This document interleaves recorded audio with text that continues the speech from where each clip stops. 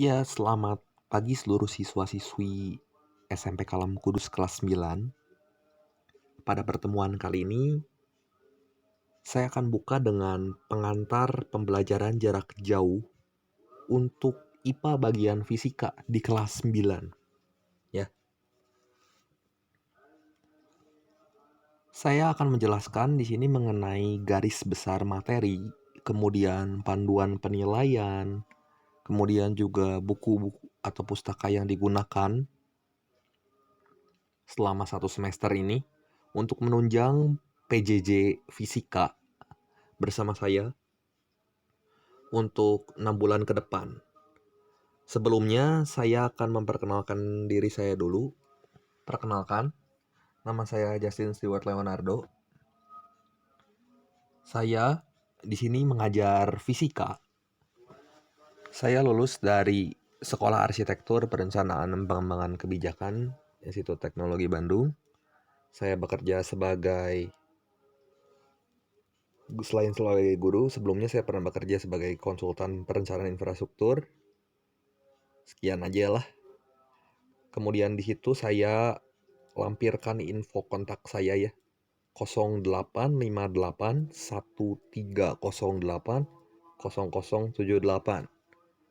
085813080078 untuk kalian kalau mau menghubungi saya, barangkali ada materi atau tugas yang mau ditanyakan, silahkan kamu bisa kontak WA atau ke Gmail saya yang SKKB Bandung ya. Di situ. Biasanya kalau via WA saya lebih fast respond. Jadi kalau ada apa-apa, misalnya besok ulangan atau ada materi yang nggak paham atau ada soal yang nggak jelas, silahkan kamu bisa tanya saya langsung japri via WA. Kemudian secara garis besar untuk satu semester ke depan ada 5 bab yang akan kita pelajari di fisika ya, di pelajaran fisika. 5 bab ini saya gabung yang seharusnya kalian dapat bab 1 sampai bab 3 itu di semester 1 dan bab 4 bab 4 sampai 5 itu di semester 2. Ini saya gabung, saya padatkan di satu semester ini ada 5 bab. Jadi untuk semester 2 itu kalian hanya tinggal mengulang materi dari kelas 7, materi untuk ujian nasional dari kelas 7 sampai kelas 9. Saya nggak tahu ujian nasional ini kan udah ditiadakan, bentuknya jadi assessment kompetensi minimum AKM. Tapi syaratnya juga wajib, kamu nggak boleh lupa materi kelas 7 sampai 9. Jadi akan saya review lagi nanti di semester 2. Saya bahas dulu tujuan atau luaran atau outcomes dari kamu mengikuti pelajaran atau PJJ Fisika sama saya untuk satu semester ke depan ini. Yang pertama, itu kamu memahami konsep kelistrikan, kemagnetan, serta produk teknologi ramah lingkungan, dan penerapan atau aplikasinya dalam kehidupan sehari-hari. Di bab 1, kamu akan belajar mengenai listrik statis dan aplikasinya. Di bab 2, kamu juga akan belajar mengenai listrik lagi, tapi listrik dinamis. Bab 3, ketemu lagi listrik, tapi bentuk energinya, energi dan daya listrik. Nah, mulai bab 4 itu sebenarnya 2 bab yang saya jadikan satu. Itu kemagnetan dan induksi elektromagnetik. Itu agak banyak materinya. Nanti itu akan kita pelajari setelah UTS. Dan bab 5 itu bagian dari biologi sebenarnya, teknologi ramah lingkungan dan aplikasinya. Di Kalam Kudus, IPA-nya itu ada 5 jam. Dibagi 2. 3 jam fisika dan 2 jam biologi, kamu sama Ibu Julia. Jadi di 2 bab ini, di bab yang terakhir itu bab 5, dikesayain karena jam saya lebih banyak. Jadi supaya ngimbang dengan biologi.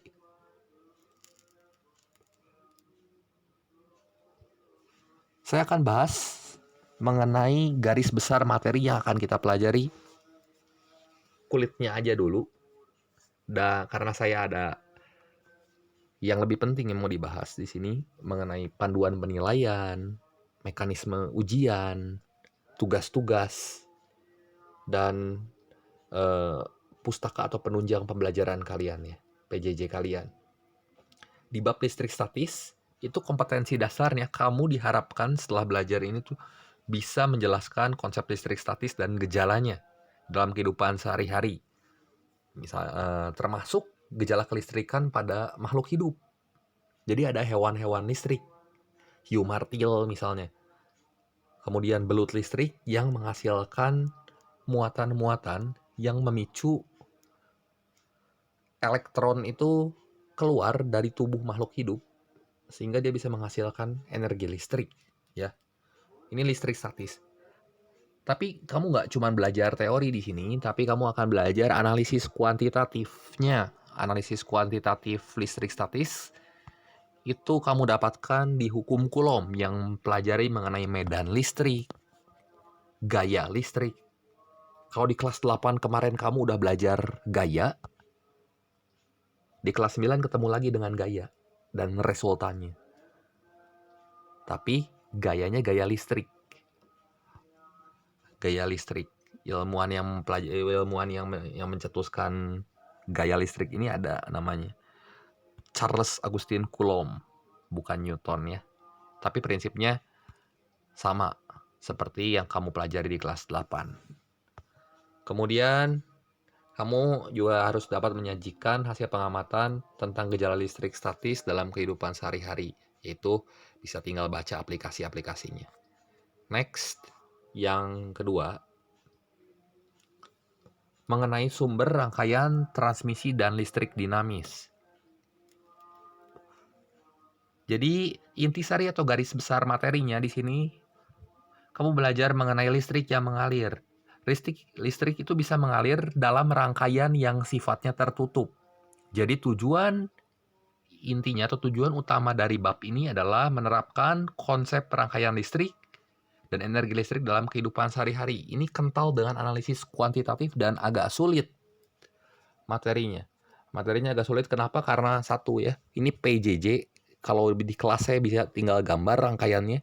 Sekarang kalau PJJ itu agak sulit. Mungkin nanti beberapa kali pertemuan di bab listrik dinamis ini saya akan meet dan menjelaskan ke kalian secara langsung bagaimana mengenai perhitungan-perhitungan beda potensial listrik, arus listrik yang mengalir, resistor, dan berbagai macam rangkaian-rangkaian listrik lain.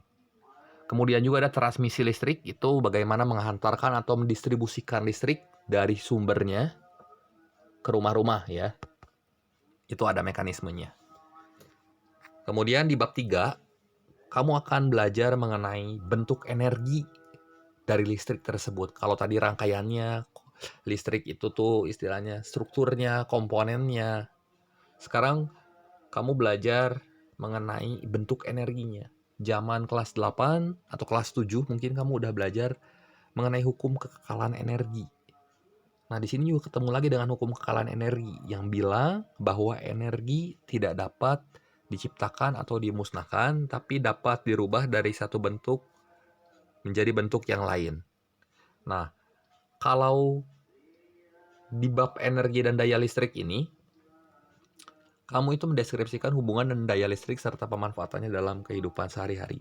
Jadi bentuk konversinya, bentuk konversi energi listrik itu bisa dirubah jadi energi panas, energi cahaya, disertai dengan perhitungan-perhitungan juga.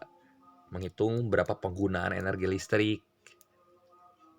Udah gitu, bagaimana energi listrik berubah menjadi gerak, energi gerak berubah menjadi listrik, dan berbagai macam bentuk energi lainnya dalam produk-produk pemanfaatan teknologi yang udah berkembang seiring dengan perkembangan ilmu pengetahuan juga.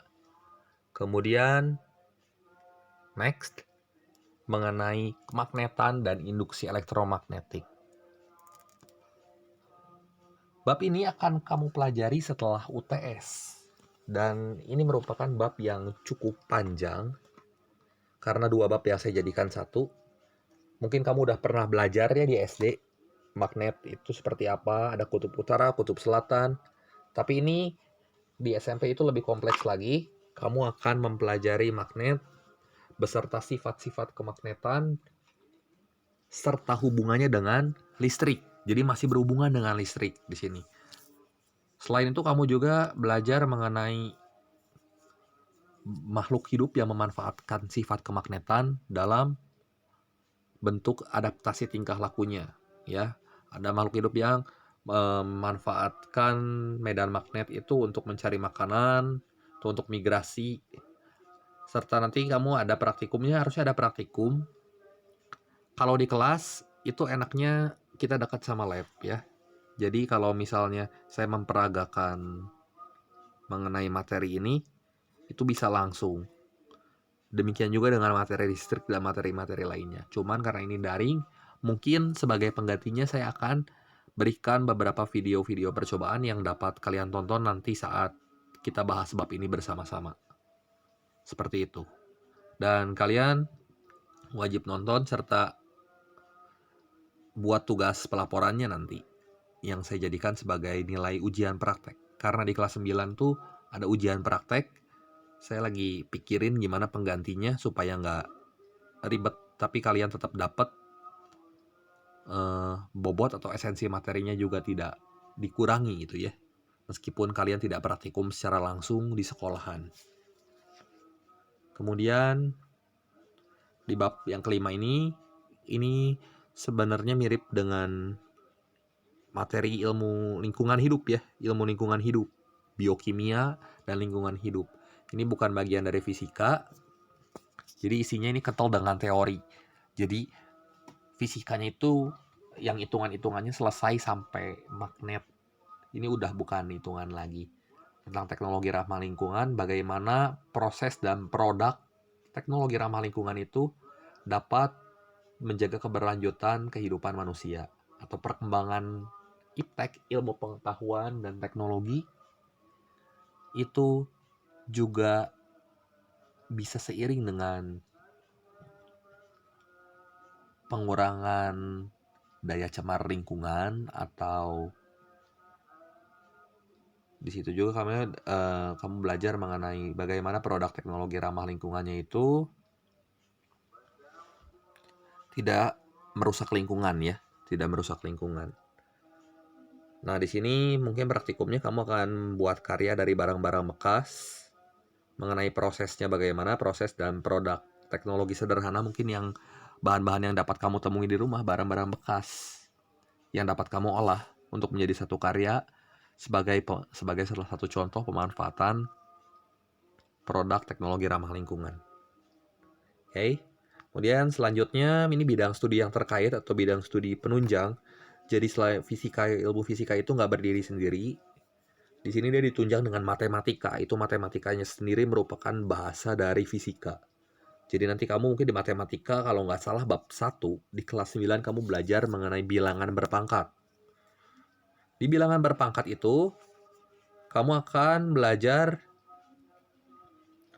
mengenai pangkat tak sebenarnya yang akan kamu gunakan nanti di perhitungan hukum Coulomb di bab listrik statis, gejala listrik statis ya. Kemudian TIK, udah pasti TIK karena ini sistem pembelajaran daring. Jadi teknologi informasi dan komunikasi itu kamu udah harus bisa sendiri. Dan udah waktunya kamu cari-cari tahu untuk menunjang pembelajaran kamu supaya lebih gampang ya. Baik itu buat video.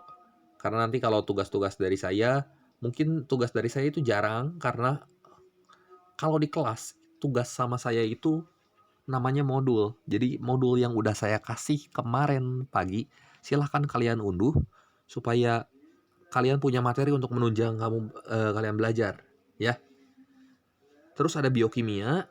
Biokimia ini berhubungan dengan biologi dan kimia. Nanti di bab produk teknologi ramah lingkungan itu kental dengan biologi ya, dan ilmu kimia. Next, pustaka dan penunjang. Pustaka dan penunjang. Pustaka dan penunjang itu maksudnya apa? Pustaka dan penunjang itu sendiri adalah buku-buku yang kamu pakai untuk menunjang PJJ kamu. Yang pertama itu tadi modul yang udah saya bagiin, modul PDF.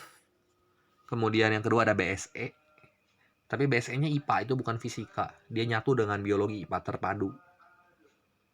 Dan yang ketiga itu ada modul intensif ujian nasional. Jadi saya udah buat 2 buku, saya buat sendiri itu 2 buku yang isinya itu selain materi intisari, tapi di situ ada latihan-latihan dan ada uji kemampuan diri kamu mengenai materi-materi yang udah saya sampaikan itu kayak gimana. Dan dari modul-modul ini biasanya saya ambil nilai untuk ulangan. Dan bukan untuk ulangan, modul itu jadi sumber tempat saya ngambil soal-soal ujian, baik itu UH, UTS, ataupun UAS ya. Jadi tolong kalian unduh sebelum modul saya tenggelam oleh pelajaran-pelajaran lain. Next, ini panduan penilaian. Nah, panduan penilaian ini untuk nilai rapot kamu, bobotnya terdiri dari 50% penilaian harian. Nah, ini yang penting. Saya jelasin dulu. 50% penilaian harian itu terdiri dari UH, ulangan harian, kuis. UH-nya itu biasa kalau di kelas saya ujian langsung, PG soalnya. Terus kuis karena ini daring, nanti ujiannya menggunakan Google Form.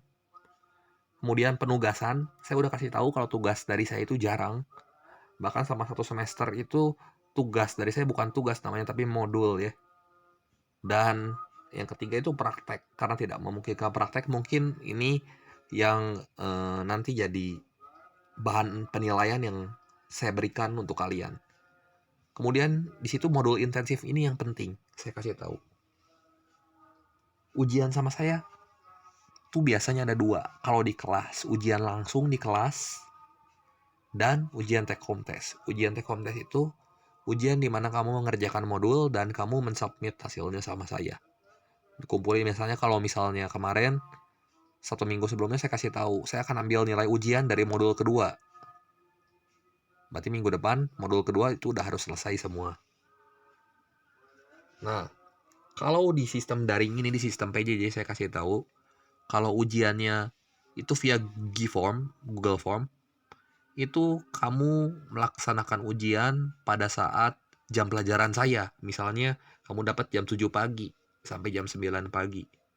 Ya, ujian berarti jam 7 sampai jam 9. Tapi kalau yang modul, itu biasa saya kasih tenggat waktu. Tenggat waktu 1 minggu, dan kamu nanti mensubmit jawabannya juga ke Google Form sama. Kalau soalnya PG, saya udah buatin belangko kosongnya yang isinya jawabannya A, B, C, D, E, A, B, C, D, E. Jadi kamu tinggal input jawabannya doang ke si Google Form-nya. Kalau essay, itu biasanya kamu langsung kumpulin aja nanti ke classroom di pelajaran saya. Nah, saya kasih tahu, ini biasanya ujian sama saya itu untuk 1 bab lebih dari sekali. Jadi 1 bab itu bisa 2-3 kali ujian. Jadi bukan remedial kalau sama saya. Tapi saya ambil nilai ujian terbaik. Misalnya ulangan pertama kamu nilainya 0. Ulangan kedua 100. Ya saya ambil yang 100-nya. Yang 0-nya saya buang.